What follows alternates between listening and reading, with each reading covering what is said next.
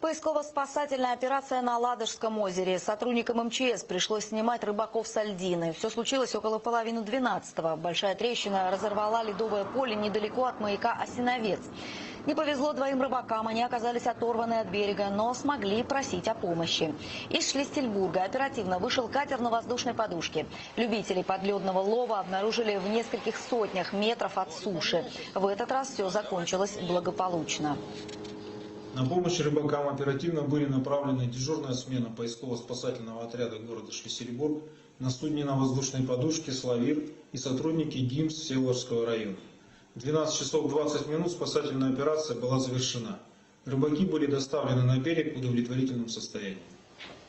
В Главном управлении МЧС по Ленинградской области напоминают, выход на лед опасен. Из-за оттепели образовалось много ненадежных участков, где можно провалиться, так что берегите себя.